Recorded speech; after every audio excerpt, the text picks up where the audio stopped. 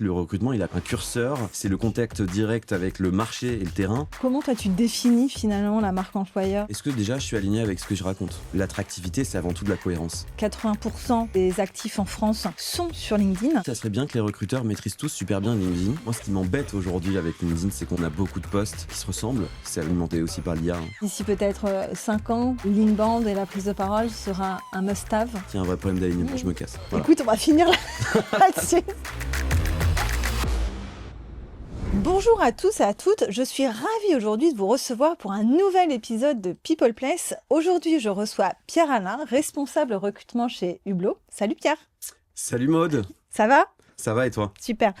Aujourd'hui, tu es Head of Talent Acquisition dans la Scale-up Hublot. On te connaît aussi surtout pour tes posts incisifs sur LinkedIn et sans langue de bois, ainsi pour que ton outil Recruit Out the Box, tu nous en diras peut-être un petit peu plus sur d'où ça vient.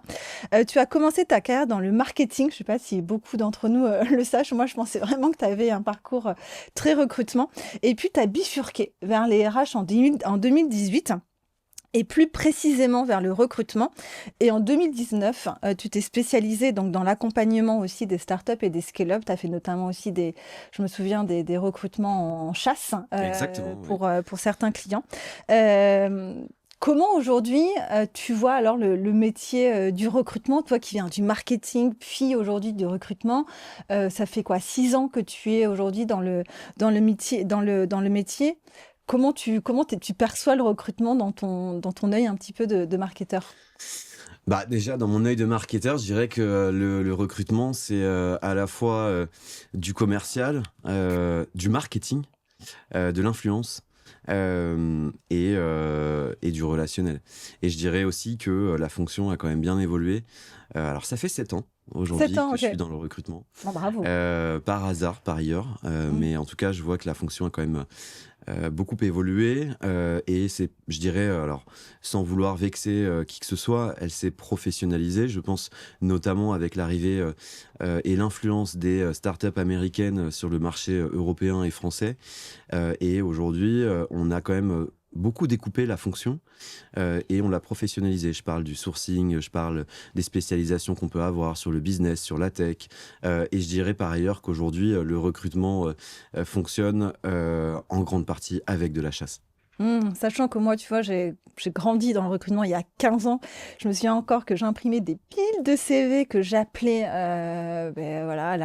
dans un tunnel, j'appelais tout le temps. Et c'est vrai qu'aujourd'hui, on a des outils, on a des méthodologies. Et je pense que aussi l'école du recrutement a beaucoup aidé, en tout cas en France, à professionnaliser cette fonction qui est maintenant un métier vraiment à part entière dans l'écosystème et dans cette famille RH. Alors, le recrutement RH ou pas? Tiens, Pierre, je ne sais pas ton avis là-dessus. Pour moi, le recrutement, c'est RH. C'est juste qu'avant, le RH faisait tout. En revanche, pour faire du recrutement, il faut pouvoir intervenir sur différents sujets en allant de la marque employeur à l'onboarding, à l'intégration des talents. Et ça, c'est quand même des sujets qui sont très RH. Le recrutement, c'est en soi un acte, mais il y a plein de choses qui sont liées avec la fonction RH pure. Ouais. Et c'est hyper important justement de créer des ponts entre les équipes recrutement et les équipes people parce qu'en fait on doit bosser main dans la main pour arriver à un recrutement efficace. Ça se mesure dans le temps et tout ça par des actions qui sont menées conjointement avec la fonction RH. Donc pour moi aujourd'hui, oui, le recrutement c'est RH.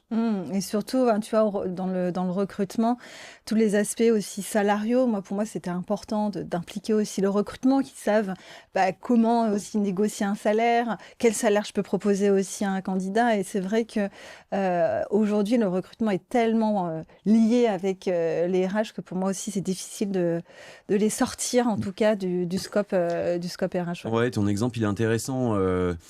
J'ai vu certaines entreprises où la politique de rémunération, les salaires étaient construits un peu en silo entre des convictions de dirigeants et une équipe RH et pas du tout connectés au terrain. Et je dirais que le recrutement, il a quand même un curseur, c'est le contact direct avec le marché et le terrain et construire des grilles de salaire sans le recrutement, pour moi, c'est un peu biaisé dès le départ en réalité.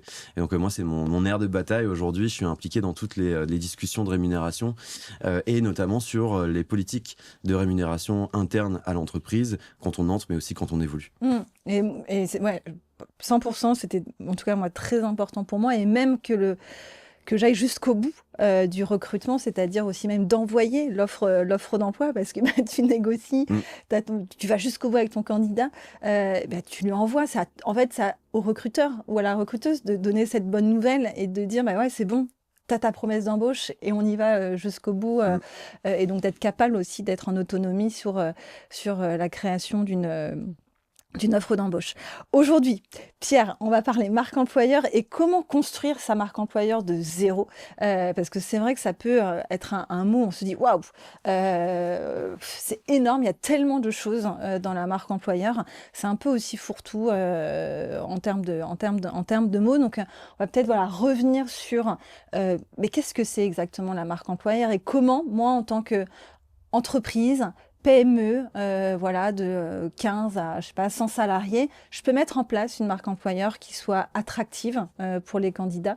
Et donc, on va revenir aussi sur ton expérience avec Hublot, où tu as participé notamment à la création de cette marque employeur. Mais avant, raconte-nous rapidement, donc, qu'est-ce que tu fais exactement chez Hublot et qui est cette... raconte-nous un petit peu aussi l'essence de Hublot et qu'est-ce qu'ils font, les métiers, etc. Alors, Hublot, c'est donc une société tech qui s'est lancée en 2016. En réalité, l'entreprise a commencé à décoller en 2019 et donc on propose un logiciel SaaS à destination des professionnels de santé, hôpitaux, EHPAD, cliniques, publics ou privés. Et notre objectif, c'est vraiment de faire face à la pénurie de personnel soignant. L'OMS nous dit que d'ici 2030, on va manquer à peu près 18 millions de personnels soignants à l'échelle mondiale, dont 9 millions d'infirmiers et d'infirmières. Donc c'est pas uniquement un problème franco-français, c'est bien plus large que ça. Et nous, on s'attaque justement au problème de la pénurie de talents dans le milieu de santé. Donc, on a une solution de gestion des remplacements, de staffing, de recrutement avec un ATS. Demain, on se dirige vers une solution SIRH complète, comme peut le faire aujourd'hui Lucas, mais à destination des professionnels de santé. Et donc, moi, aujourd'hui, chez Hublot, j'interviens en tant que Head of Talent Acquisition. Mon objectif, c'est de recruter les talents qui vont justement impacter l'environnement de santé en travaillant sur ce logiciel. Donc, je vais coordonner la stratégie de recrutement, les plans de recrutement et les compétences qu'on veut aller chercher pour grandir et accompagner nos ambitions de croissance. Je vais travailler en collaboration avec le COMEX, je vais travailler en collaboration avec tout l'hiring manager, avec l'équipe People. On va définir nos besoins et puis après, on va aller chercher les talents dont Hublot a besoin pour construire sa solution. Donc ça peut être des développeurs bien sûr, mais après il y a toutes les fonctions managériales qui sont associées, puis après les fonctions support. Et les fonctions support, c'est à la fois de la finance, du business, du marketing, du customer success, voilà. Donc c'est assez large. Aujourd'hui, on a environ 200 collaborateurs. On vise les 300 à 5 ans. Et quand t'es arrivé quand exactement chez vous? Alors moi, quand je suis arrivé, on était environ 80. Je suis arrivé en 2022. Il faut savoir que dans les recrutements qu'on mène, il y a aussi les remplacements, parce que chaque entreprise a son turnover et c'est aussi marqué et un peu plus marqué dans l'environnement du SaaS. La startup évolue vite et les gens évoluent vite aussi. Donc nécessairement, il y a aussi des départs à remplacer. Donc je suis arrivé en 2022, on était environ 80, aujourd'hui environ 200. Voilà. Ok, c'est une belle progression. Et donc, tu disais dans un entretien pour Conviction RH, il faut privilégier la justesse à la vitesse.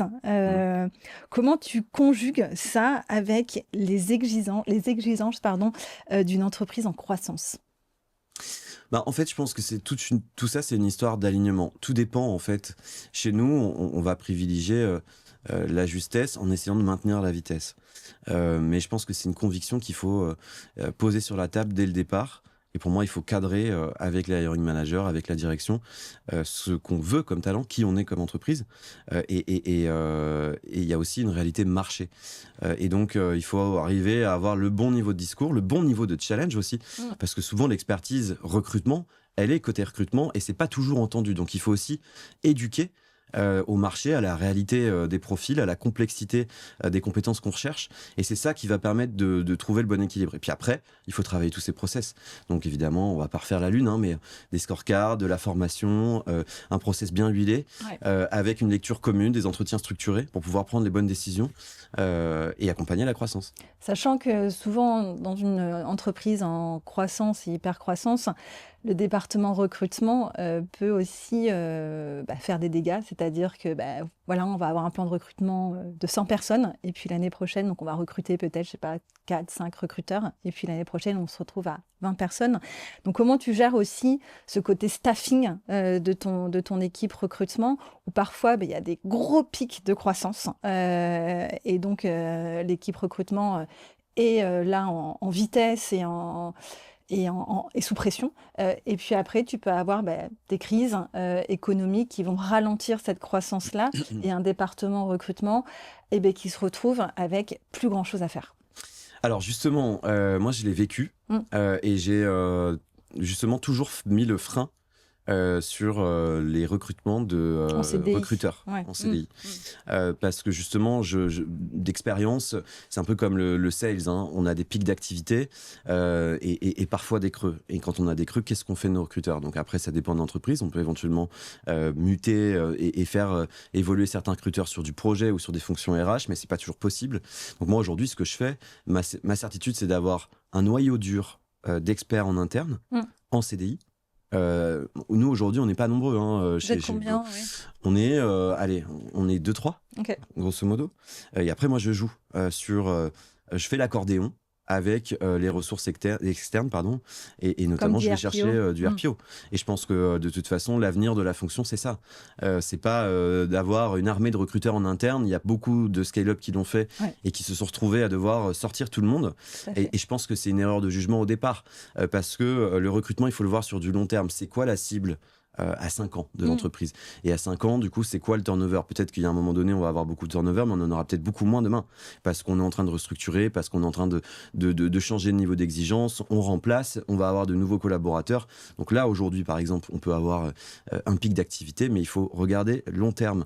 Et c'est ça qui va permettre de jauger, de se dire, OK, combien de personnes j'ai besoin dans mes équipes recrutement sur le long terme pour faire tourner une activité? C'est quoi les prévisions de recrutement sur du long terme? Et c'est ça qui permet d'anticiper. Après, moi, je joue avec les ressources externes. Ok. Donc, Hublot, quand tu as démarré 2022, où en était un peu la marque employeur? C'était du néant, où il y avait quand même des petites choses intéressantes à mettre en place. Et comment tu t'y es pris alors pour construire cette marque employeur, pour attirer aussi des talents directement vers toi et pas passer, entre guillemets, ta journée aussi à sourcer? Alors, quand je suis arrivé, il y avait de l'existant. Ok. Il y avait quoi, par exemple, quand on avait le Welcome to the Jungle, on avait quand même un peu de communication. Un site carrière, ouais, on avait un site carrière. Globalement, la plupart des entreprises dans la tech qui se lancent, elles en sont déjà à peu près à ce niveau au départ. Tout dépend de la volumétrie de recrutement. On ne prend pas un abonnement Welcome to the Jungle si on ne recrute pas, en réalité. Mais donc, il y avait des choses à faire quand même. La marque n'était pas inexistante. Je dirais que, en fait, on avait déjà une mission à impact. Donc, c'est toujours plus facile. Puisqu'aujourd'hui, les jeunes, et même, je dirais pas que les jeunes, sont en recherche de sens et d'impact positif sur la société. Et aujourd'hui, Hublot s'inscrit clairement dans cette logique-là. Il y avait une vision. Il y avait déjà une vision, et il y avait surtout une mission, à impact. Donc, on a travaillé sur un audit interne, pour commencer. C'est-à-dire, aujourd'hui, qui on est, quels sont les comportements qu'on favorise, qu'on encourage, qu'est-ce qu'on veut être demain, vers quoi on se dirige, et quel message on veut faire passer à nos candidats. Mais au-delà du message, c'est est-ce que c'est vécu en interne? Et donc ça, c'est un travail c'est un travail de tous les jours. L'idée, c'est d'apporter de la cohérence entre le message qu'on veut faire passer et s'assurer que ce message, il est vécu en interne. Parce que tu parlais d'attractivité sur la marque employeur. L'attractivité, c'est avant tout de la cohérence. Parce qu'on peut avoir une très belle marque employeur sur le papier, mais si derrière c'est pas vérifié, en fait la marque employeur elle va être éphémère et elle va pas durer dans le temps. Donc puis le candidat il va avoir un peu un effet qui se coule, il va arriver et puis il va se dire waouh, c'est un peu sur Instagram reality vs ce qu'on s'est dit, et c'est très dangereux parce que c'est pour ça qu'après on a du turnover et que des candidats partent tout simplement. Complètement, il faut faire attention aussi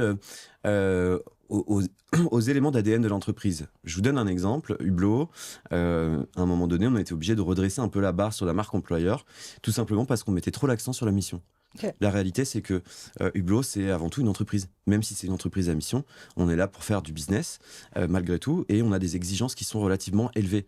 Et donc, il y avait une dichotomie, une dissonance entre le message d'impact social positif versus le niveau d'exigence en face. Donc on a dû réaligner un peu tout ça pour être certain d'avoir le bon messaging à destination des candidats, mais aussi de l'interne, et que l'interne se communique bien à l'externe. Et donc là, qui a pris le sujet en main sur c'est plutôt une culture, on est plutôt là sur la culture d'entreprise. Donc finalement, quand on regarde la marque employeur, là tu me dis, bah, le premier sujet finalement, c'est cette culture d'entreprise. Est-ce que c'est toi qui as porté ce sujet? Est-ce que c'était l'équipe RH? Comment mener un projet de culture d'entreprise quand bah, voilà, t'es aux manettes dans le recrutement. J'imagine qu'il n'y a pas que toi.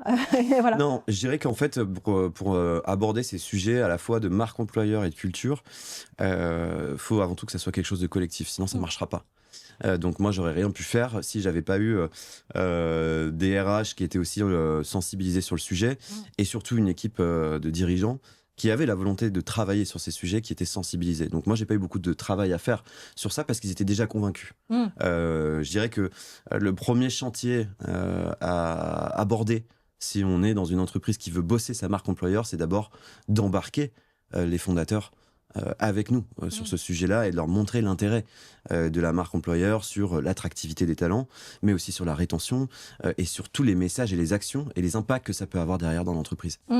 Et donc finalement, il y a cette culture d'entreprise, donc la vision, les valeurs que vous avez envie de voir et pas voir chez les candidats. Donc ça, j'imagine, vous avez dû avoir une sorte de workshop où vous avez défini un petit peu les comportements que vous avez envie de voir et ne pas voir. Et puis aussi, il y a un côté que j'aime bien aussi au démarrage, c'est les avantages aussi de ce qu'on va offrir aux candidats, qui fait partie aussi de cette marque employeur et qui est lié avec la culture d'entreprise. Par exemple, moi, j'étais DRH dans une fintech et l'apprentissage, la curiosité était une de nos valeurs très fortes et on offrait 2 500 € de formation par an.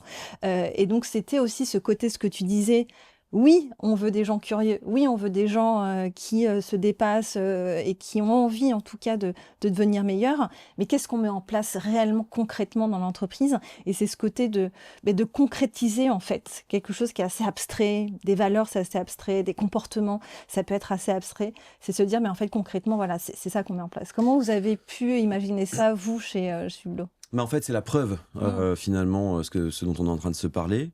Et la preuve, elle doit se traduire à la fois dans les process d'évaluation, de performance, dans les évolutions. Donc, encourager les évolutions. Nous, chez nous, par exemple, on encourage énormément la mobilité, la prise d'initiative, le fait d'aller porter des projets. Et donc, on est hyper ouvert et à l'écoute des propositions de nos collaborateurs. Après, il y a aussi le reflet de l'exigence sur la rémunération. Aujourd'hui, on est une entreprise qui paye bien ses salariés et qui paye au-dessus du marché. Donc ça, c'est quand même un élément qui apporte aussi de la preuve et de la cohérence au message d'exigence qu'on porte. Il y a aussi des sujets qui sont plus basiques. Exemple, on travaille dans l'environnement de la santé. Nous, aujourd'hui, la mutuelle est prise en charge à 70% par l'entreprise.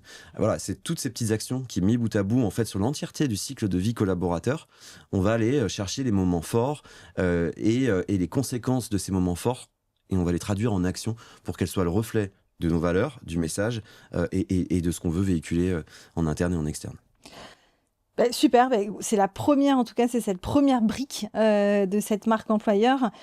Même, je ne sais même pas poser la question, comment toi tu définis finalement la marque employeur aujourd'hui? Parce qu'on en parle beaucoup, c'est quand même le sujet, je trouve, de ces 2 dernières années, en tout cas dans l'écosystème, ouais. Pour moi, la marque employeur, c'est tout simplement l'affirmation de soi en tant qu'entreprise.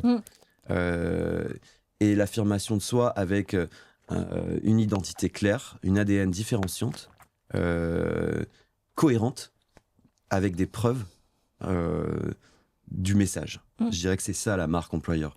Et en fait, c'est ça qui va déterminer l'attractivité. Et j'attire juste l'attention sur un point. Une bonne marque employeur, elle ne doit pas plaire à tout le monde. Tout à fait. Parce que sinon, ça veut dire qu'il y a un problème. On n'a pas assez identifié les éléments forts de sa propre marque. Et en fait, il y a aussi derrière une histoire de culture. Et toutes les cultures d'entreprise ne correspondent pas à tout le monde. Et donc, je pense qu'aussi une belle marque employeur, il faut qu'elle soit aussi tranchée. Tout à fait. Donc, donc la marque employeur, son objectif, c'est d'attirer des talents. Donc, on a parlé de cette première brique qui est donc la culture d'entreprise. Est-ce que après, qu'est-ce que tu pourrais nous dire sur voilà, une entreprise qui veut monter sa marque employeur de zéro? Qu'est-ce qu'elle doit faire après? Donc, super, elle a mis tout le monde, elle a mis en place cette partie-là. Qu'est-ce qui est important pour toi aussi sur cette marque employeur?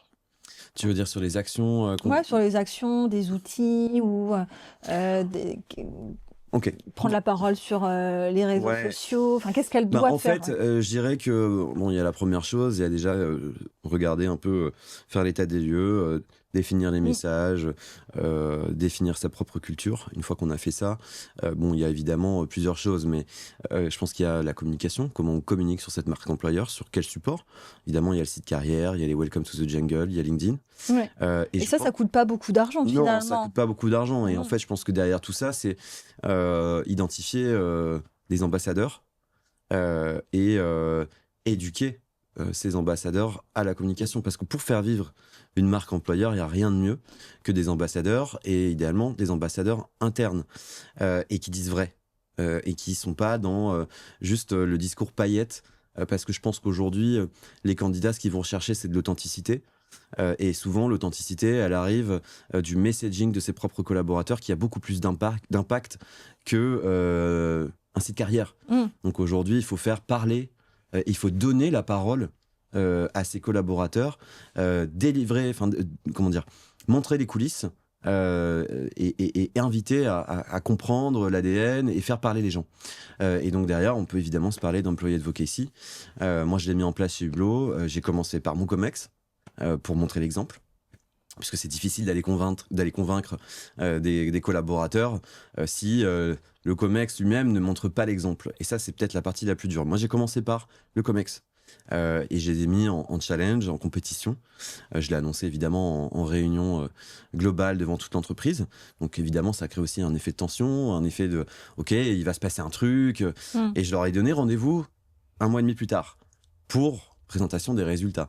Et donc, j'ai challengé le COMEX pendant plusieurs semaines. Je les ai aidés dans la définition de leur ligne éditoriale, dans la définition des messages qu'ils souhaitaient communiquer, notamment sur les réseaux sociaux et en partie sur LinkedIn, et sur la rédaction. Et donc, sur plusieurs semaines, tout le COMEX s'est prêté au jeu, et on a eu des super résultats. Et en fait, le fait de montrer que le COMEX en est capable, derrière, moi, j'ai fait une compétition avec les collaborateurs volontaires, parce que c'est sur la base du volontariat, évidemment. Et je pense que c'est important aussi pour engager un programme d'employee advocacy, de montrer l'intérêt que ça peut avoir, pas uniquement pour l'entreprise, mais aussi pour les collaborateurs. C'est quoi votre intérêt à vous d'aller prendre la parole sur LinkedIn, par exemple. Souvent, on va se dire, moi, je suis pas légitime. Bien sûr que si. En fait, en réalité, il y a plein de messages qu'on peut faire passer, et n'importe qui aujourd'hui peut prendre la parole sur les réseaux sociaux et aura certainement des choses intéressantes à raconter, si tant est qu'on travaille un peu le message et ce qu'on veut dire et comment on veut éduquer, enseigner derrière. Mais du coup, voilà, j'ai travaillé vraiment en profondeur sur le fait d'éduquer et de montrer la valeur ajoutée, de prendre la parole, de se faire former à la prise de parole, à l'écriture sur les réseaux. Et je les ai mis en compétition avec le COMEX. Et tu avais un enjeu de recrutement à ce moment-là, ou c'était vraiment un enjeu purement de marque, de visibilité de la marque? C'était un enjeu de visibilité, évidemment. Okay. In fine, le ricochet, c'est potentiellement le recrutement. J'ai toujours des enjeux de recrutement. Ouais. Donc, après, c'est quels angles on souhaite aborder. Mais je pense que ça doit rester personnel. Donc moi, j'ai pas eu trop envie d'influencer mes équipes sur les messages qu'elles allaient porter individuellement. Donc toi, tu leur as pas dit, vous allez prendre la parole pour nous aider à recruter ou pour faire de la visibilité à la marque. Oula. Si, je leur ai dit, évidemment, ça va servir de cause à la fois la visibilité de l'entreprise, c'était pas l'objectif, mais la vôtre. Avant toute chose, parce que je pense que moi je voulais pas des bons soldats qui vont faire des posts corpo sur Hublot. Moi je voulais qu'ils communiquent de l'authenticité. Qu'est-ce qu'ils vivent? Pourquoi ils sont encore chez Hublot? C'est quoi qui les a fait rester? C'est quoi qui fait aujourd'hui qu'ils sentent qu'ils ont un impact par leur mission? Je voulais aussi raconter les belles évolutions. Donc je leur ai dit, évidemment, l'objectif derrière, il est multiple, mais il vous sert à vous comme il va servir potentiellement les intérêts d'Hublot et du recrutement. Okay. Donc tu l'as pris de cet angle-là. Et j'ai aussi encouragé, quand j'avais la volonté que les équipes prennent la parole sur des sujets bien spécifiques, là je mettais des posts pré-rédigés Ok. à disposition des collaborateurs pour qu'eux-mêmes puissent les relayer, soit tels quels, soit en mettant leur plume pour des sujets de recrutement et autres. Ok, donc en fait, tu les as accompagnés dans leur stratégie éditoriale personnelle avec Mhm. des exemples d'idées de postes. Et pour des postes très recrutement où là, tu avais un enjeu particulier peut-être sur un ou plusieurs postes, tu préécrivais en tout cas déjà des postes prêts à l'emploi pour eux. Bien sûr, parce qu'il y a Mm. toujours une histoire de timing. Les gens qui participent à des programmes d'employés advocacy et des gens qui veulent rédiger et écrire. Allez, on sur, se le dit. Allez, on se le dit, Pierre. et- Vas-y, on se le dit. Ça prend du temps. ça prend du temps. Ça prend du temps et on a tous un profil différent C'est ça. d'écriture. Ouais. Certains vont vouloir écrire, se tester, d'autres sont vraiment très créatifs, Ouais. d'autres c'est plutôt de temps en temps je sais que c'est important d'avoir de la visibilité mais j'ai pas le temps de rédiger donc Mm. il faut pouvoir multiplier les différents formats. Ok. Très clair. Au niveau des résultats, donc vous avez donc misé sur sur l'inbound, sur de l'employé advocacy. Est-ce que tu as vu des résultats? Est-ce que tu as pu faire le ROI de cet investissement en tant que temps pour l'équipe dirigeante, mais aussi pour les salariés, parce que 1 heure de création de poste, c'est du temps en moins sur du dev, sur de la vente, sur autre chose. Est-ce que tu as mis en place des KPIs pour voir, toi, au niveau du recrutement, j'ai pu baisser, je sais pas, les job boards, j'ai pu baisser les coûts en recrutement. Est-ce que tu as pu analyser ça? Alors oui, la réalité c'est quand même que l'impact de l'employé advocacy c'est quelque chose de long terme. On n'est pas sur un ROI immédiat. Après on peut quand même regarder certaines choses. Moi je crois que j'ai augmenté mon inbound de 10% sur cette période-là au total. Ok. Donc Euh, tu as eu plus de j'ai eu candidatures, plus de candidatures. plus 10% de candidatures. Ouais. Ok. Et j'ai eu des entretiens avec des candidats, j'ai vu certains posts de vos collaborateurs, etc. Nous, on a en plus la chance d'avoir la page LinkedIn Entreprise qui reprend quand on met les bons hashtags, les posts des collaborateurs, donc ça donne aussi une certaine visibilité. Quand un candidat veut postuler chez nous, il va regarder la page entreprise et il va aller regarder aussi les posts des collaborateurs. Donc on a quand même sur la période augmenté l'inbound de nos candidatures. Et après, on a surtout vu l'impact sur la page LinkedIn. Tu as augmenté en nombre d'abonnés, c'est ça? Qui a augmenté en nombre d'abonnés sur... mince, ça s'appelle comment ce score LinkedIn là? Ah, le SSI, non, c'est pas Le ça? score SSI C'est ça, ouais. de chaque Collaborateur, participant, chaque collaborateur a augmenté. Mm. Et puis on a augmenté, je ne sais plus combien de milliers de vues on a fait sur la page. Le nombre de milliers de vues, ça se compte en centaines de milliers de vues sur le cumul des posts de nos collaborateurs et du COMEX, les repartages. Enfin, il y a forcément un effet domino à cette prise de parole collective. Donc oui, on a eu plus d'abonnés aussi sur la page, on a drainé plus de trafic, on a eu plus de candidatures sur l'inbound. Mais je dirais que pour avoir un effet de long terme, il faut quand même le mener en profondeur, ne jamais rien lâcher. Et c'est ça qui est dur. Et donc là, aujourd'hui, est-ce que les fondateurs prennent toujours la parole? Bien Est-ce sûr. que les salariés aussi? Donc, tu fais le suivi en termes de nombre de postes. Alors, je dirais que les fondateurs prennent la parole régulièrement. Ok. On a plus de collaborateurs qui prennent la parole. On le fait un peu par à-coup encore. On n'a pas encore craqué le truc et mis en place quelque chose où on se dit, voilà, le programme d'employé advocacy, c'est quelque chose de long terme qui se répète tous les mois. Ok. Non, c'est plutôt des momentum, des challenges qu'on se fixe aussi au regard de nos enjeux business et de nos enjeux recrutement. Très clair. Donc la création de contenu, en plus, on peut le dire, pour une marque employeur de 0, allez, ça coûte du temps. Et donc si ça coûte du temps, ça coûte aussi de l'argent pour l'entreprise. Mais finalement, c'est peut-être du coût en moins sur des job boards, des coûts en moins sur des agences de recrutement. Donc c'est quand même gagnant parce que aussi ça crée de l'engagement avec les salariés. Ici, ils se sentent valorisés d'être déjà sélectionnés dans un programme d'ambassadeur et qu'on leur fasse confiance sur la prise de parole. Donc c'est quand même quelque chose, de rapide malgré tout à mettre en place. Surtout quand on a un expert comme toi sur le sujet. Et de deux, l'impact, en effet, c'est sur du long terme. Et donc, c'est la marque qui reste. C'est-à-dire que peut-être un salarié va partir, mais l'image de marque va rester. Et c'est quand même un asset qui est intéressant pour l'entreprise. Entre guillemets, je sais que je vais pas me faire des amis, mais un besoin de recrutement spot où tu as une agence qui va recruter tout de suite, ben elle recrute et puis malgré tout l'asset repart, que là c'est vraiment d'investir sur l'avenir et donc c'est un super levier notamment pour se faire connaître en tout cas à l'extérieur. Bien sûr. Est-ce que tu vois autre chose pour construire une marque employeur de zéro, une marque employeur forte pour attirer en tout cas les talents vers soi? Oui, bah après, il y a les réseaux sociaux au sens large. En fait, encore une fois, tout dépend du positionnement de la marque. Si on est une marque B2C versus une marque B2B, on va pas définir et utiliser les mêmes supports de communication, mais on peut se parler de TikTok, d'Instagram, en fonction de ce qu'on veut y raconter.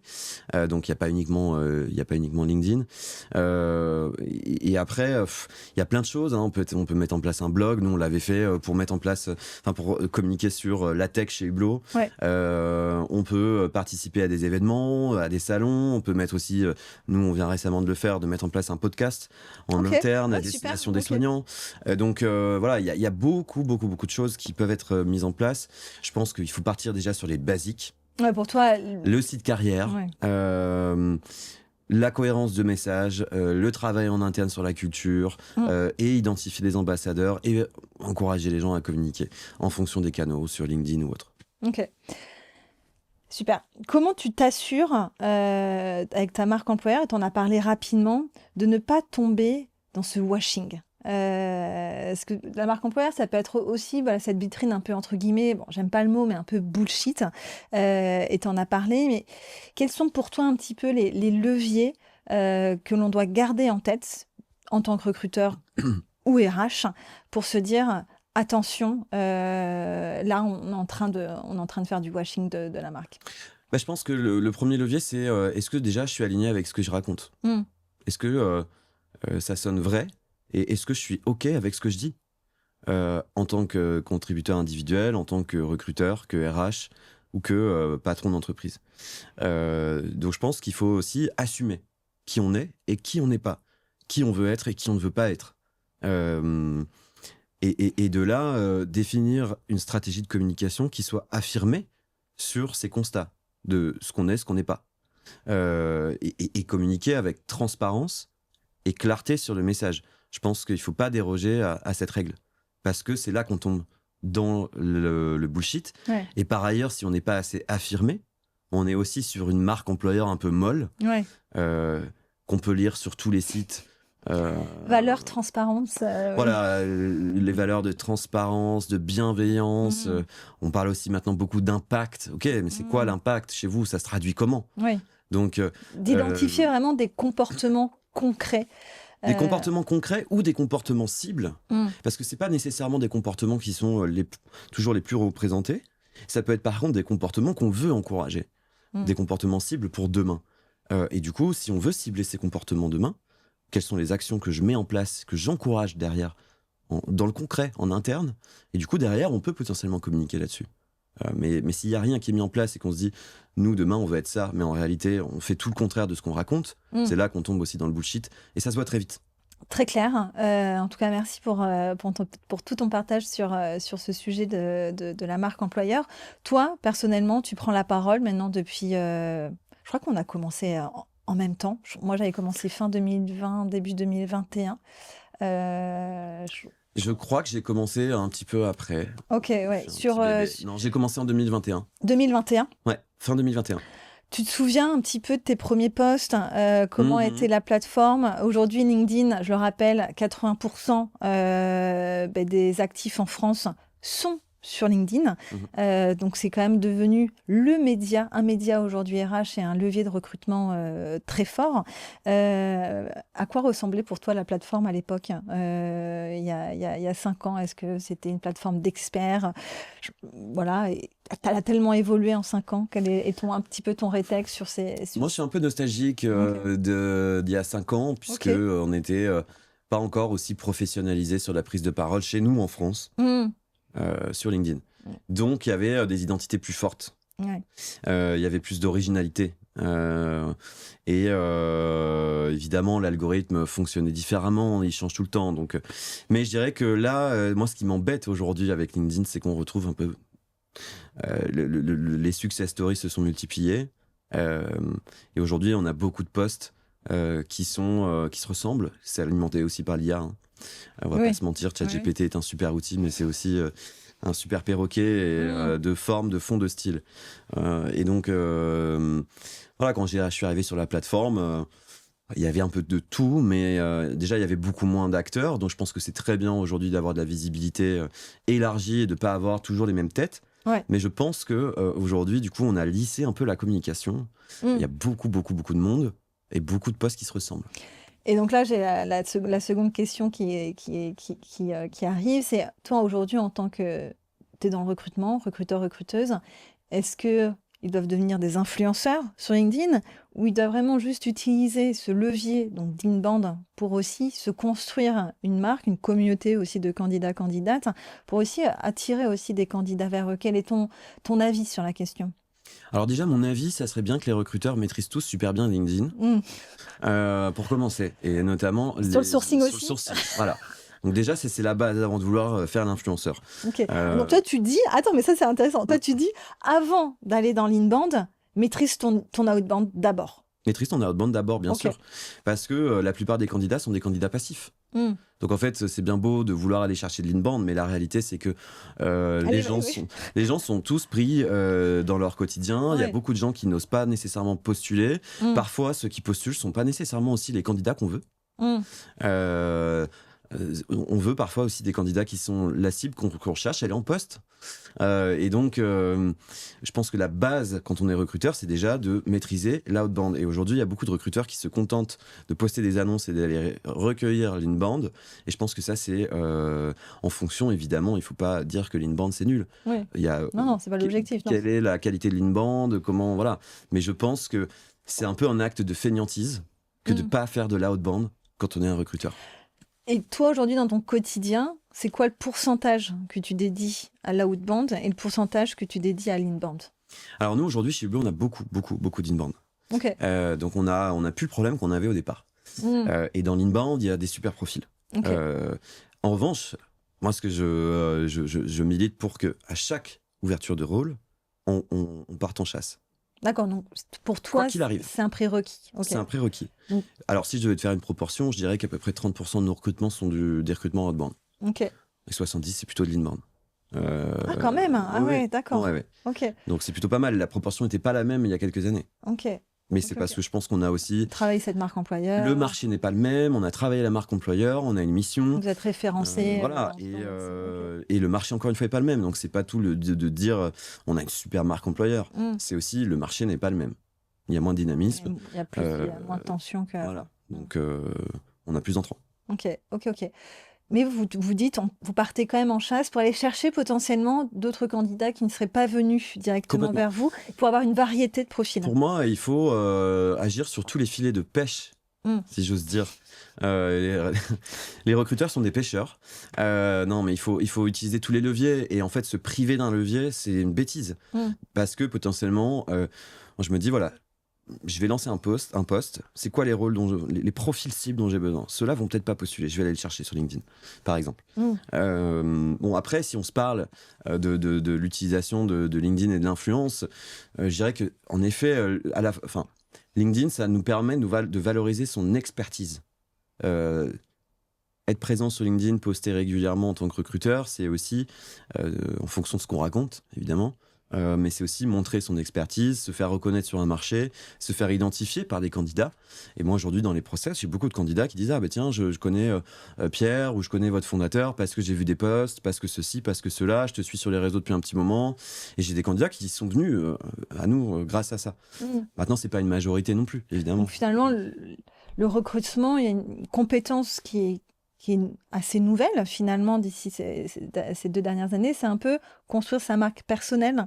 C'est quelque chose que toi aujourd'hui tu te dis, même peut-être dans ton process de recrutement quand tu recrutes ton équipe, tu te dis est-ce que c'est une compétence aujourd'hui que tu vas chercher, que le recruteur ou la recruteuse a sa marque personnelle, prend la parole sur les réseaux sociaux, ou tu te dis non, pas forcément? Pas nécessairement, je dirais que c'est un atout. C'est un atout. Je vais d'abord aller chercher l'expertise. Je m'en fous que la personne fasse de la publication sur LinkedIn tous les 4 matins s'il n'y a rien derrière. Donc moi, ce que je vais aller chercher, c'est d'abord l'expertise. En revanche, je valorise énormément les profils qui apportent de la valeur par leur contenu. Donc l'expertise pour toi, c'est quoi aujourd'hui alors dans le recrutement ? L'expertise dans le recrutement, c'est de savoir identifier des talents, c'est de savoir mener des scorecards, c'est de savoir driver l'idée et challenger ses hiring managers, mais aussi potentiellement sa direction. C'est de savoir accélérer les process, c'est de savoir rebondir, c'est d'avoir toujours du backup quand on pense qu'on est sur le point de closer. C'est de savoir chasser, c'est d'être fin dans son analyse, c'est d'aller chercher les candidats qu'on ne trouve pas normalement, etc. etc. Ok. C'est ça l'expertise recrutement. Ok. Pour toi, c'est vraiment un nice to have sur la partie inbound aujourd'hui. Exactement, je dirais que en fait c'est un complément. Si on parle, l'expertise pure, elle est là. Après, on peut avoir aussi une expertise en création de contenu, en communication. Et là, évidemment, moi ça me plaît bien aussi. Évidemment, je dirais que c'est ça va dépendre de ce que tu vas chercher finalement. Ça va dépendre de ce que je vais chercher, mais je dirais que c'est un plus. Le must-have, il est sur l'expertise recrutement pur. Le nice-to-have, il est sur l'inbound, sur la stratégie d'influence. Le fait d'avoir les deux, c'est canon. Et si on va plus loin finalement dans ton équipe recrutement, est-ce que tu te dirais pas, j'ai peut-être des recruteurs qui sont spécialisés dans l'outbound et j'ai des recruteurs aujourd'hui spécialisés dans l'inbound et finalement j'ai une équipe qui répond à ces deux enjeux parce que souvent quand tu entends les vrais sourceurs, ils se disent l'inbound, franchement, ça sert à rien. Et beaucoup le disent. Et donc finalement, c'est pas une appétence. Et donc cette nouvelle expertise de l'inbound, demain, on va se dire dans une équipe recrutement, je vais aller chercher les deux. Alors, ça dépend de la taille de la structure. Et je suis assez aligné. Moi, demain, si on était 500, 600, 700, on organiserait l'équipe différemment. Et je pense qu'en effet, ça a tout son sens d'avoir une équipe de sourceurs. Ou spécialisée sur l'outbound et une équipe qui potentiellement traite l'inbound parce que potentiellement c'est bien beau d'aller faire de l'outbound mais si on n'arrive pas à traiter son inbound il y a aussi une dichotomie, une dissonance parce que les candidats qui attendent une réponse parce qu'en fait on n'a pas le temps de traiter la volumétrie d'inbound et qu'en plus moi je demande d'aller faire de l'outbound, c'est un peu compliqué. Oui, tout à fait. Mais je sais que j'ai potentiellement plus de chances d'aller recruter en outbound ou en tout cas je maximise mes chances d'aller recruter en faisant de l'outbound en complément d'inbound. Oui, parce que finalement, tu te dis, l'outbound, c'est plus rapide, c'est ça, que l'inbound, c'est un processus qui prend plus de temps. Je dirais que l'outbound, je vais aller chercher, la plupart du temps, des profils qui correspondent 100% à ce que je recherche. Ok, très clair. Donc toi, comment, en tant que recruteur, si tu veux donner quelques conseils à des recruteurs qui se disent, ok, allez, je tente l'inbound, par quoi tu commencerais pour prendre la parole sur les réseaux sociaux ? Est-ce que la recherche du persona, j'avais notamment parlé avec Camille Goni qui prenait beaucoup la parole sur les réseaux sociaux et que rapidement, Shine avait énormément un afflux de candidatures, mais pas forcément qualifiées, et donc de retravailler son persona pour bien s'assurer que en fait, les candidatures que l'on reçoit aussi, ce sont de bonnes candidatures et que, comme tu le dis, on ne va pas se retrouver dans la masse et donc finalement perdre du temps à l'équipe recrutement. Quelles seraient un petit peu pour toi les grandes lignes importantes si un recruteur, une recruteuse veut prendre la parole sur les réseaux sociaux ? Alors, là, on parlait des annonces, par exemple. Je reprends sur les annonces rapidement, mais déjà, si les candidatures ne sont pas bonnes sur les annonces, il faut savoir où est-ce qu'on les poste. Identifier les différents supports et d'où viennent les candidats qu'on fait avancer habituellement.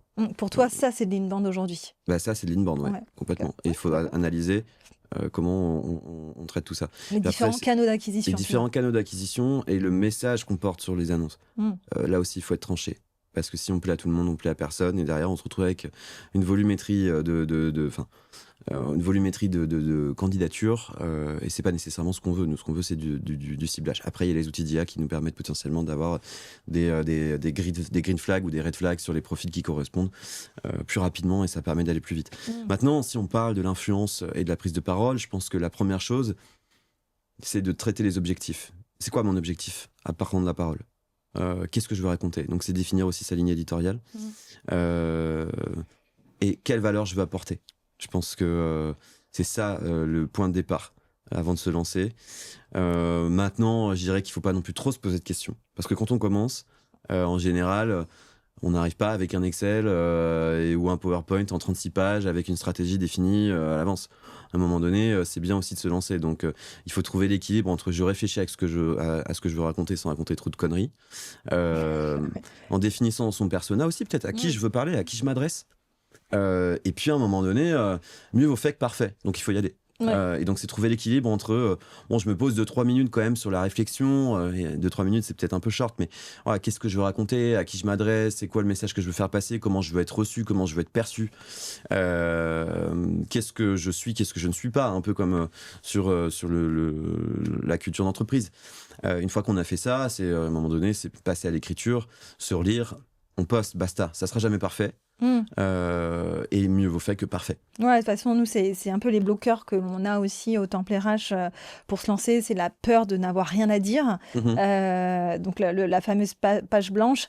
Et la peur aussi de ne pas savoir comment le dire. Et c'est pour ça que nous, tu vois, on forme à l'écriture persuasive, à aussi, tu vois, utiliser les connecteurs, comment écrire un texte dynamique. Aujourd'hui, le temps d'attention est de 3 secondes. Et sur LinkedIn, bah, c'est la même chose. On scrolle. Si les 3 premières lignes ne nous intéressent pas, allez, on passe à la suite. On passe en moyenne entre 8 à 15 minutes sur LinkedIn. Mhm. Et donc, il faut aussi savoir captiver son lecteur et sa lectrice. Et c'est vrai, on l'a dit tout à l'heure, ça prend du temps. Et il faut quand même... j'aime bien quand même que tu dises que l'inbound, c'est quand même de l'expertise.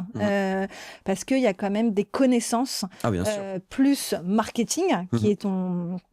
Toi, tu viens du marketing, qu'il faut aller appréhender aujourd'hui dans le recrutement, malgré tout. Complètement. En fait, c'est 2 compétences différentes. Mais pour faire de l'influence et de l'inbound, il faut idéalement... déjà, il faut commencer quelque part. Mais après, il faut maîtriser 2-3 codes. Et en effet, ne pas avoir conscience de certains codes sur LinkedIn, c'est dommage. Et c'est le problème aussi. Parce que du coup, on se retrouve avec des posts qui se ressemblent tous. Maintenant, je pense qu'il y a aussi un autre virage qui commence à être pris. Je pense que là, ça y est, les gens, ils en ont ras-le-bol de voir des posts rédigés par ChatGPT, sans âme, avec des escaliers, des machins. Je pense que ça, il faut... Donc, en fait, ça se renouvelle aussi très souvent. Donc, ce qui est vrai il y a 6 mois n'est plus vrai dans 6 mois et inverse. Enfin, et ça va continuer à se perpétuer. Parce que des posts qui fonctionnent, en général, après, ils vont être dupliqués. Les modèles sont dupliqués, on va les reprendre, etc., etc. Et du coup, la stratégie d'influence commence à s'harmoniser. Après, il y a une rupture et on repart sur autre chose. Oui, et puis et nous, on change, tu vois. Le Pierre d'il y a 4 ans ou la mode d'il y a 4 ans, on n'est plus les mêmes. Moi, tu vois, j'ai rechangé toute ma ligne éditoriale cette année. Pour en effet proposer autre chose en termes de contenu, des contenus un petit peu plus spécialistes. Et donc, c'est aussi savoir se renouveler finalement aussi quand on prend la parole et ne pas oublier à qui on parle. Et je pense que ça, c'est aussi important. C'est comme tu l'as très bien dit, quel est mon objectif, quel est mon persona. Parce que l'objectif, c'est pas non plus de parler à tout le monde. Et je serais curieuse de savoir, toi, si tu devais refaire quelque chose de mieux ces 4 dernières années. Moi, personnellement, tu vois, au début, j'acceptais tout le monde dans mon réseau LinkedIn. C'est vrai qu'aujourd'hui, je suis un petit peu plus sélective parce que je me retrouve dans une limite où je peux plus accepter finalement des personnes avec qui j'ai envie d'échanger. J'ai atteint les 30 000, comme toi peut-être. Et donc, moi, un conseil que je peux apporter, c'est aussi accepter les personnes dans votre réseau qui correspondent finalement à votre audience, à votre persona finalement. Et faites du tri. Ouais, voilà. Accessoirement. Tu vas devoir faire un tri sur tes 30 Ça 000. y est, j'ai commencé. Ouais, ça fait 3 mois là que je... Et donc, toi, ça serait quoi un petit peu ton rétex de ces 4 dernières années où tu te dis qu'est-ce que tu aurais pu peut-être mieux faire ou te dire, ouais, finalement, de quoi je suis content, ouais. Alors, de quoi je suis content, je trouve quand même que j'essaie de parler authentique. Donc, je suis souvent assez aligné avec ce que je raconte. Au départ, j'étais un peu un chien fou quand même sur LinkedIn, donc j'ai un peu policé le truc. Je dirais pas policé, je suis plus professionnel, on va dire. Néanmoins, et c'est un peu le pendant du truc aussi, parce que aujourd'hui, je dis pas tout ce que je pense non plus. Pourquoi ? Parce que je suis en interne, que je suis plus freelance, parce que j'ai été, et quand on est freelance, quand on est à son compte, on a beaucoup plus de liberté, mine de rien. Je vais pas mentir, aujourd'hui, Hublot ne vient pas contrôler ce que je raconte, et de toute façon, je suis aligné avec ce que je raconte. Mais je pense que je pourrais faire des posts avec des convictions encore plus fortes, que je m'interdis un peu aujourd'hui, parce que je sais que j'ai quand même une responsabilité vis-à-vis de mon entreprise, des équipes, des candidats, et je représente aussi l'image de la boîte. Donc finalement, ce que tu dis, c'est fort, c'est de te dire, malgré tout, tu prends la parole pour ta boîte, mais tu restes quand même l'image et pour la marque employeur, il faut aussi structurer un cadre où il y a peut-être des lignes rouges à ne pas franchir. C'est des choses que tu as pu faire avec les salariés d'Hublot ou pas, de mettre ces lignes rouges ou pas forcément ? Non. Non, ok. J'ai pas mis de ligne rouge. Ok.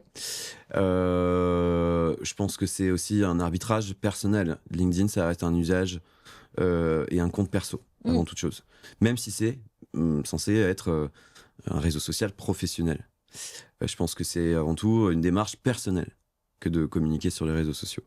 Donc moi, j'ai pas envie de leur dire ce qu'ils doivent faire, ce qu'ils doivent pas faire. Je leur donne les best practices. Je leur dis ce qu'il faut éviter. Je leur dis pas, vous avez interdiction de parler de ce sujet-là. Après, s'ils veulent le faire et se mettre parce que voilà, je pense que tout a des conséquences aujourd'hui. Oui. S'ils sont assez, si les gens sont assez bêtes pour penser qu'on peut tout dire et aller publiquement insulter des gens, voilà, je pense que c'est ça la ligne rouge aujourd'hui. Toi, tu dis, ouais, toi, tu fais confiance. Moi, je fais confiance. Je pense que les gens sont pas débiles et puis ils prendront leurs responsabilités. Leurs responsabilités et puis si ça doit faire. Je pense qu'en tant que marque, c'est aussi ça. On peut pas dire on veut de l'employé de Voquessis et tout contrôler. Faut l'assumer la part de risque. Mais pourtant, tu vois, certaines marques, certaines entreprises, ont un peu peur de ça. Tu vois, je me souviens d'un très bon ami à moi qui était dans un grand groupe où il lui était interdit, où les messages, c'est pas une interdiction, mais où ses messages sur son compte perso devaient être relire par l'équipe communication. Donc finalement, lui... il avait quoi comme poste ? Il était recruteur. Et donc lui, finalement, disait, si c'est lui, je vais pas prendre la parole sur LinkedIn, ça sert à rien, en fait. Je comprends. Moi, c'est typiquement pour ça que je pourrais jamais bosser dans ce genre de boîte, par exemple. Ouais, donc pour toi, c'est aussi une question de valeur aussi, de se dire, si une boîte m'interdit ou pas interdire, mais me fait relire mes posts en tant que recruteur sur mon compte perso, c'est un red flag pour moi, toi. ça serait un red flag. Je ne serais même pas dans cette boîte-là, je serais déjà parti. Ok, intéressant. Ok. Écoute, on arrive à la fin de cet épisode. Il y a peut-être deux questions que j'ai envie de te poser sur LinkedIn, parce que beaucoup de personnes pensent que LinkedIn, c'est pour les influenceurs, LinkedIn, etc. Moi, dans ma profession, dans le recrutement, et donc nous, c'est dans ce qu'on se bat aussi avec le Temple RH, et on a des super succès avec Émilie, qui est HRBP à Cégide, qui a pris la parole et qui met en avant notamment aussi les valeurs de son entreprise, et c'est des choses très positives. Qu'est-ce que tu veux dire à un recruteur ou une recruteuse qui pense que, en effet, LinkedIn, c'est pour les influenceurs, que c'est pas pour moi? Qu'est-ce que tu auras envie de lui dire? Je dirais que c'est un cliché. Et je dirais que, comme pour toute chose, il faut savoir se remettre en perspective, remettre en cause ses propres convictions. Et je pense qu'aujourd'hui, tout le monde a sa place. Et d'ailleurs, c'est dommage qu'on n'ait pas plus de monde, parce qu'en réalité, c'est peut-être pour les influenceurs, il y en a beaucoup, oui, en effet, mais on voit peut-être pas assez justement les petits créateurs de contenu qui ont des choses tout aussi intéressantes à raconter, sinon plus. Et je pense que n'importe qui aujourd'hui a des choses sympas à raconter sur LinkedIn. Il faut se poser en amont pour y réfléchir. Ouais. Mais moi, je dirais, les recruteurs, ils ont tout intérêt à le faire. Si on se disait tout à l'heure, voilà, il y a le must-have, le nice-to-have étant la prise de parole sur les réseaux, c'est quand même bien de se démarquer, d'avoir les deux. Ouais. Parce que la base, c'est quand même de savoir recruter. Ça devient quand même un peu l'exception aujourd'hui de prendre la parole sur les réseaux. Tout le monde ne le fait pas, et c'est aussi une façon de se démarquer. Je dirais aussi de se faire chasser. Pour ta carrière perso aussi. Moi, j'ai utilisé énormément les réseaux pour me faire connaître et pour démultiplier pour multiplier mon business. Ton réseau, ouais. Mon réseau, aller chercher les bonnes personnes, être contacté par des recruteurs dans des boîtes qui avaient besoin d'un accompagnement, ou par des DRH ou autres, ou pour avoir des opportunités de visibilité, d'intervention sur des podcasts, voilà. C'est aussi ça, en fait, c'est un effet domino, la prise de parole, et plus on le fait, plus on s'entraîne, c'est comme un muscle. Ça grossit, ça s'affine, voilà, etc. Et donc, je pense que c'est la même chose sur la prise de parole, et ça... En général, ça apporte que des bonnes choses. Tu penses que, en effet, je sais pas, d'ici peut-être 5 ans, l'inbound et la prise de parole sera un must-have dans la panoplie des compétences du recrutement? Je pense que ça sera un must-have, et je pense surtout qu'on va devoir apporter beaucoup plus de preuves. À cause de l'IA, c'est ça? À cause de l'IA, mais aussi, je pense que... le marché du recrutement demain, ça sera un marché de la preuve et de la cohérence. Et donc, on va être obligé de montrer un peu patte blanche davantage, et surtout de montrer les coulisses. Moi, je le vois, il y a de plus en plus d'ailleurs de sites. Bon, il y a Glassdoor, My Job Glasses, etc., etc., qui sont aussi le reflet de cette tendance à la transparence. C'est bon, moi maintenant je fais plus confiance à la com en fait. Ce que je veux savoir, c'est qu'est-ce qui se passe vraiment derrière, qu'est-ce que disent les collaborateurs. Oui, il y a ce besoin en fait dans les Je m'en fous de la candidats. plaquette, quoi. Les candidats recherchent et j'ai un super épisode avec Ludovic, le CEO de Chance, parce que beaucoup aussi de recruteurs ou de RH pensent que la quête de sens c'est bullshit, alors que c'est l'avenir puisque cette génération Z est en quête de cette liberté, de cette authenticité, de ce sens. Donc toi, tu dis, en effet, on va devoir aussi montrer, comme tu dis, les coulisses internes de l'entreprise pour rassurer et incarner cette marque employeur. Complètement. Ok. Et enfin, question vraiment très technique. Pour toi, quel est quand même le KPIs à suivre sur LinkedIn? On parle des vanity metrics, des abonnés, etc. Mais pour toi, qu'est-ce qui te fait dire que OK, ma campagne de recrutement sur LinkedIn a du sens.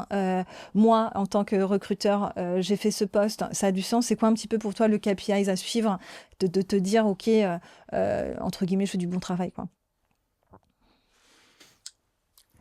Alors, sur LinkedIn? Ouais, sur LinkedIn ou dans le recrutement. Alors, il y a plein de KPI, mais d'abord sur LinkedIn, je dirais que le seul KPI à suivre, c'est est-ce que je suis aligné avec ce que je raconte. Déjà. Ça serait le premier. Après, on peut évidemment regarder les impressions, les likes, les machins, mais moi, ça, honnêtement, je m'en fous. Ce que je veux, c'est est-ce que j'ai l'impression d'avoir été utile? Est-ce que j'apporte un petit truc, une petite réflexion? Est-ce que j'ai fait réagir 2-3 personnes qui vont repartir avec quelque chose de ce post, par exemple? Puis après, si on se parle de recrutement, évidemment qu'il y a des métriques d'efficacité, de rapidité, le time to hire, le time to fit, tous ces trucs-là. Moi, je pense sur l'inbound, pour toi, ce serait quoi un peu le KPI sur l'inbound? Moi, je pense que sur l'inbound, ce qu'il faut mesurer, c'est la qualité de l'inbound.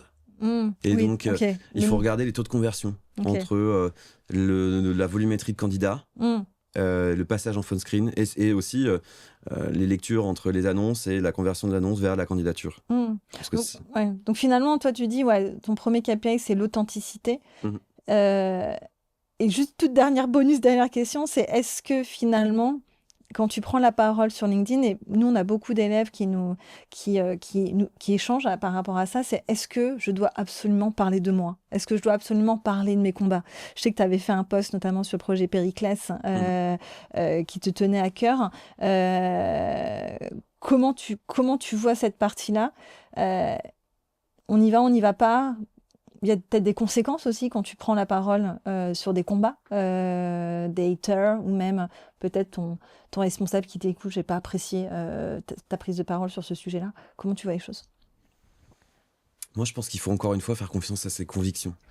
Et par exemple, quand j'ai pris la parole sur le sujet Périclès, avant de poster, je me suis dit j'y vais pas, quelles conséquences ça va avoir? Il est quand même implanté dans pas mal de trucs, enfin, il n'y a pas que... Et je me suis dit, tant pis, je m'en fous. Moi, ce que je veux, c'est des gens sur mon réseau. S'ils sont pas contents, qu'ils se cassent. Ce que je veux, c'est... je veux pas plaire à tout le monde. Mais tu représentes aussi, comme tu as dit, la marque de l'entreprise. Oui, je représente la marque de l'entreprise, en effet. Mais du coup, si ça plaît pas à la marque, tant pis non plus. Je me dis, je m'en fous. Donc finalement, ce qui compte, c'est toi. C'est convictions. Tes convictions, ton message. Je pense pas faire de l'ombre à la marque. Si jamais ça avait été le cas et qu'on n'était pas aligné, par exemple, sur le poste de Périclès, il y a un vrai problème d'alignement, je me casse. Ok. Très clair. Voilà. Écoute, on va finir là-dessus. Merci à tous de nous avoir écoutés. Merci Pierre d'être venu me voir et discuter en tout cas de ce sujet marque employeur, LinkedIn, marque personnelle. Merci à toi.